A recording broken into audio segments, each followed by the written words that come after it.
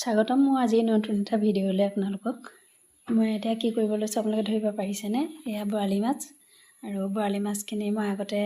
তেল নিমখ হালধি সানি থৈছিলোঁ আৰু এয়া বগা সৰিয়হ আদা নহৰু এনেকৈ মিক্সাৰত পিচি ৰেডি কৰি থৈছিলোঁ বগা সৰিয়হটো তিয়াই থৈছিলোঁ আগতে লগত গোটা ধনিয়া কেইটামানো দিছিলোঁ আৰু এনেধৰণে মই এনেকৈ গোটেইখিনি লগত মিলাই ল'লোঁ সানি ল'লোঁ ধুনীয়াকৈ চবতে লাগি যাব লাগিব তেতিয়া খাবলৈ ভাল হ'ব আৰু এনেধৰণে ফইল পেপাৰখন দি পিনে বান্ধিলোঁ মানুহ যিহেতু আমাৰ মানুহ চাৰিটা মানুহৰ কাৰণে 4 পিচেই মাছ বনাইছোঁ আৰু এনেধৰণে ইয়াত তৰা ঠাৰি আৰু কেঁচা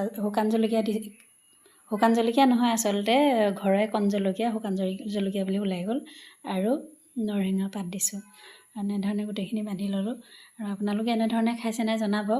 আৰু যদি ভাল লাগিছে লাইক কমেণ্ট কৰিব আৰু যদি খাইছেনে নাই খোৱা যদিও জনাব খাইছে যদিও জনাব আৰু খাবলৈ কিমান সোৱাদ লগা হয় আপোনালোকে যদি খাইছে জানিবই যদিও নাই খোৱা বনাই খাব আৰু দেখিছে এয়া এতিয়া ষ্টেণ্ডাৰত ৰাইচ কুকাৰতে পানী দি দিছোঁ তাতে ষ্টেণ্ডাৰডাল দি দিছোঁ আমাৰ যিহেতু ষ্টেণ্ডাৰ নাই আৰু এনেধৰণে গোটেইখিনি মানে জেগাত ৰখাই লোৱাৰ পাছত এতিয়া মই ঢাকনখন লগাই দিম ঢাকনখন লগোৱাৰ পাছত মানে ভাপটো যাবলৈ দিব নালাগিব ঢাকনখনৰ এনেধৰণে লগাই দিম লগাই দিয়াৰ পাছত 20 মিনিটমানৰ পাছত আপোনালোকে দাঙি চাব এয়া মাছ ৰেডি আৰু খাবলৈ সোৱাদ লগা হৈছে আৰু আপোনালোকে খাব ধন্যবাদ।